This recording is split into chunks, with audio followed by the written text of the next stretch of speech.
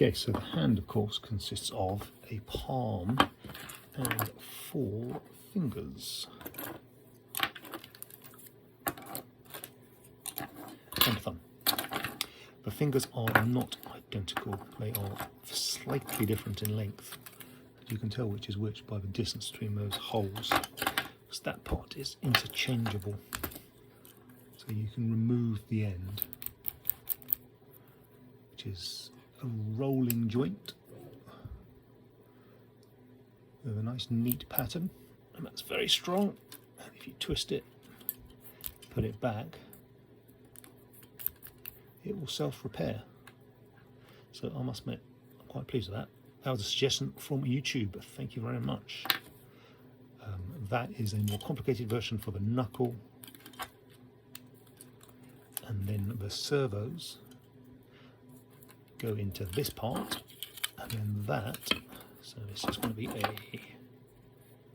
it's 2 normals, no, these are normals, so those 2 are normals, that's the middle finger, and that's the little finger, so looking like that,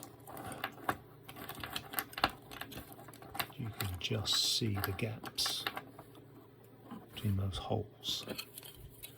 Palm goes this way, this will carry the extra servos for the knuckle movement, and then the thumb is mounted to the side of the hand, that's at the wrist joint. So there's a bearing which is going to press into that, and in fact I'm just reprinting this one because I made that too big, and that will give strength in all directions except torsion. So then there's essentially a torque bar, and that screws to an insert in here. So when that's all assembled, which I haven't tested yet, but that's exciting, that will attach to there. And then there's a direct drive servo. So the thumb has torsional reinforcement at the bottom. The fingers, you can flex them all the way along their lengths. And with a bit of massaging, eventually of course the robot will do it itself, that will all come back in to alignment. So you can, in theory, give us a good hard bashing about. And I say in theory because I haven't finished one yet to try it. But I really am trying now. Right, enough talking. So that must be round the wrong way.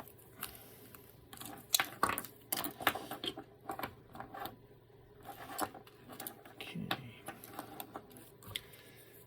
So mechanically, you're going to slide the servo in here, make sure that slot is well cleaned out down the bottom, and for all of these I'm going to have the inside, I'm going to have the splined, the driven side away. That should just press down like that. So I'm going to do that 4 times.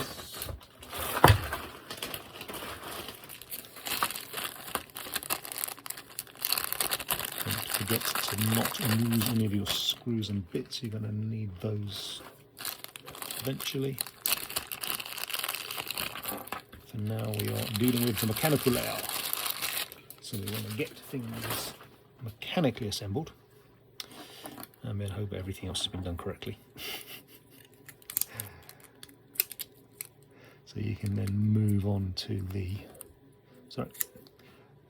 competition layer. Right, so again, make sure that's well cleaned out. Just scrape it with a screwdriver. I should press that into there. This is for the little finger, that's the inside. That's away. Okay, so that's like that. So this one, a bit of a wiggle, pushes into there.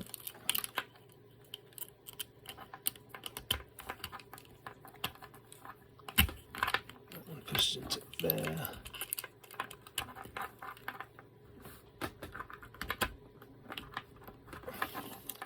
And you can tell if it's gone all the way back because that hole there is needs to mesh with the servo. Looking at that, I think I might be slightly out on this one.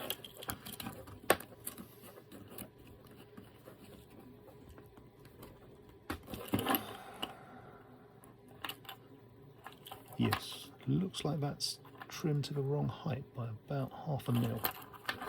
So that's actually, I can show you. So what's nice of this is to pull them, get them out, you can just grab hold of a finger and yank it.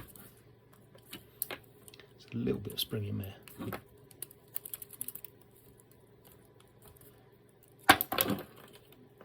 What's going on here then?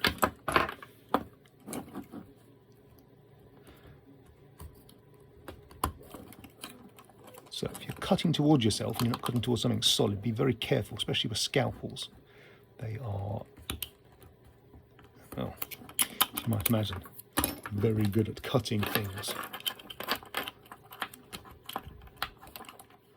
Okay, voila. Right, so it's a little trim to add to the model. Maybe just a chamfer actually, makes sense.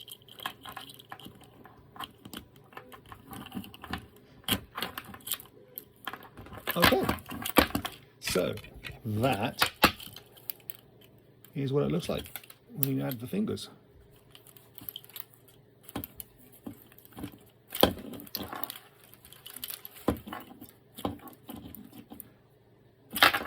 Okay, so next we are going to do the servos. So there are 4 servos there. There's 4 more to go in here. They just press in from the back.